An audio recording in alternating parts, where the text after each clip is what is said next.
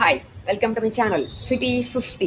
இன்னைக்கு நம்ம third day of series 16க்கு வந்திருக்கோம். வயசானவங்களுக்கும் முடியாதவங்களுக்கும் ரொம்ப ஹெவியாக இருக்கவங்களுக்கும் பண்ணுற மாதிரியான எக்ஸசைஸ் போட்டுட்டு வந்துட்டு இருக்கேன் இந்த 2 நாளாக. இன்னைக்கு தேர்ட் டே.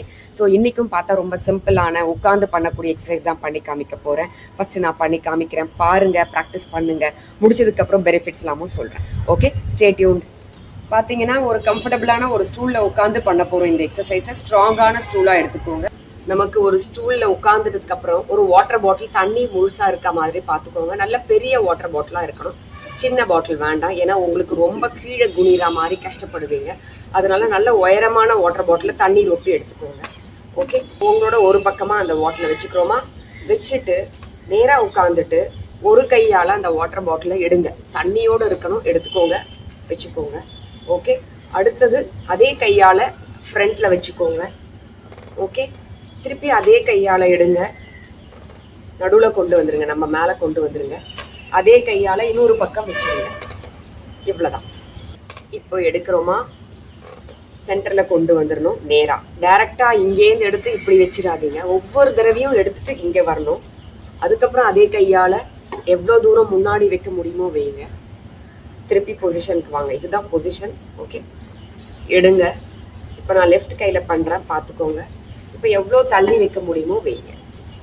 ஓகே, அடுத்தது ரைட் ஹேண்டில் பாருங்கள், பொசிஷனுக்கு வரணும். திருப்பியும் கொண்டு போய் சென்டர் பாயிண்டில் வச்சுட்டு திருப்பி பொசிஷனுக்கு வந்துடணும்.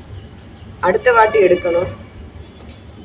ரைட் ஹேண்ட்லேயே இன்னொரு பக்கம் ஸ்ட்ரெச் பண்ணி நல்லா எவ்வளோ தூரம் கொண்டு போய் ஸ்ட்ரெச் பண்ணி வைக்கணும். இங்கே வச்சிடாதீங்க. நல்லா ஸ்ட்ரெச் பண்ணி கை எவ்வளோ தூரம் போக முடியுமோ கொண்டு வச்சுட்டு பொசிஷனுக்கு வாங்க. ஓகே, இதே மாதிரி ஆல்டர்னேட்டாக பண்ணிகிட்டே இருங்க. ஒவ்வொரு கையும் வந்துதா வைக்கிறோமா. தண்ணி உங்களுக்கு இவ்வளோ தூக்க முடியலன்னா குறைச்சிக்கலாம். இது பார்த்தீங்கன்னா ஒரு 1.25 லிட்டர் இருக்கும். இவ்வளோ தூக்கி வைக்க முடியாது எனக்குன்னு வயசானவங்க நினைப்பீங்க. பாதி பாட்டில் வச்சுக்கோங்க. எடுக்கிறேன், வைக்கிறேன், நல்லா ஸ்ட்ரெச் பண்ணி வைக்கிறேன். Okay, right right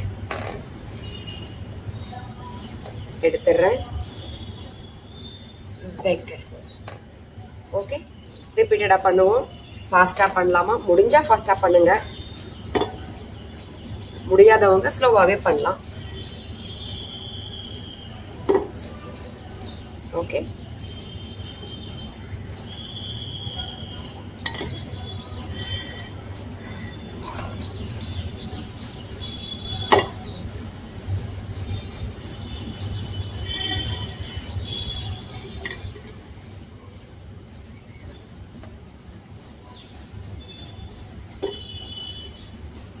okay. So பார்த்தீங்கன்னா 2 பக்கமும் ஸ்ட்ரெச் பண்ணுறோம். இந்த பக்கம் பாட்டில் வச்சு எடுக்கும் போது நல்லா ஸ்ட்ரெச் இந்த சைடு ஃபுல்லாக ஆகும். அதே மாதிரி இந்த பக்கம் பாட்டில் எடுத்து வைக்கும்போது இந்த சைடு கை ஃபுல்லாக ஸ்ட்ரெச் பண்ணுவோம். இந்த ஹிப் மசில்ஸ் எல்லாம் ஸ்ட்ரெச் பண்ணுறோம். ஓகே, அவ்வளோதான். அடுத்தது இதோட வேரியேஷன் என்னென்னா, பின்னாடி எவ்வளோ ரீச் பண்ண முடியுமோ அங்கே வச்சுட்டு அங்கேருந்து திருப்பி பின்னாடி இன்னொரு கையால் எடுக்க போகிறோம். பார்த்துக்கலாமா, பாருங்கள். இப்போ இந்த பாட்டிலை எவ்வளோ பின்னாடி கொண்டு போய் வைக்க முடியுமோ வைக்கிறேன், ஸ்ட்ரெச் பண்ணி ட்விஸ்ட் பண்ணி. அடுத்தது இன்னொரு கையால் உடம்ப ட்விஸ்ட் பண்ணி பின்னாடி போய் எடுக்கணும். ஓகே, எடுத்துட்டேன். இதுக்கு பேலன்ஸ் அண்ட் கோஆர்டினேஷன் ரொம்ப ஷார்ப்பாக இருக்கணும். பக்கத்தில் கிட்ட செவுரு இருக்க மாதிரி பார்த்து பண்ணுங்கள் வயசானவங்க. சம்டைம்ஸ் இப்படி திரும்பி எடுக்கும் போது நம்ம பேலன்ஸ் இல்லாமல் பின்னாடி சாயிற மாதிரி இருக்கலாம். அதனால் திருப்பி சொல்கிறேன், பக்கத்தில் ஏதாவது செவுரு கிட்ட ஸ்டூல் போட்டுட்டு பண்ணுங்கள். பாருங்கள், எவ்வளோ முடியுமோ பின்னாடி உடம்ப திருப்பி வைங்க. அதே மாதிரி அந்த பக்கமும் உடம்ப திருப்பி எடுங்க. ஓகே, வைக்கிறோம், உடம்ப ட்விஸ்ட் பண்ணி எடுக்கிறோம். இதே மாதிரி உடம்ப ட்விஸ்ட் பண்ணி பின்னாடி வைக்கிறோம், உடம்ப ட்விஸ்ட் பண்ணி எடுக்கிறோம். ஓகே, இது மாதிரி 10லேருந்து 15 தடவை பண்ணுங்க.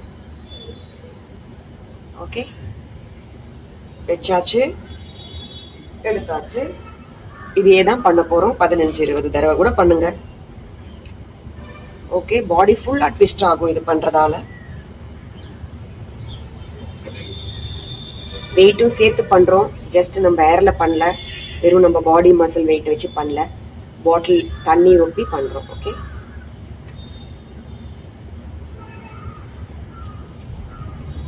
இது முடியலன்றவங்க அதாவது ட்விஸ்ட் பண்ணி உடம்ப கொண்டு வர முடியலன்றவங்க வெறும சைடில் வச்சுக்கோங்க, பொசிஷனுக்கு வந்துருங்க, திருப்பி வளைஞ்சு சைட்லேருந்து எடுங்க. அதே மாதிரி அந்த பக்கமும் பண்ணலாம். சைடில் வைக்கிறேன், திருப்பி எடுக்கிறேன். ஓகே, இவ்வளோதான். சைட்ஸில் வைக்கிறோம், பொசிஷனுக்கு வரோம், திருப்பி சைட்லேருந்து எடுத்துக்கிறோம். ஓகே, அதே மாதிரி சைட்ஸில் வைக்கிறேன், பொசிஷனுக்கு வந்துடுவேன், திருப்பி சைட்ஸ்லேருந்து பாட்டில் எடுக்கிறேன். ஓகே, அவ்வளோதான். ஒரு 5 டைம்ஸ் பண்ணியிருப்போம். அதே மாதிரி சைட்ஸும் பண்ணி காமிச்சேன், ஃப்ரண்ட்லேயும் பண்ணி காமிச்சேன் இல்லையா?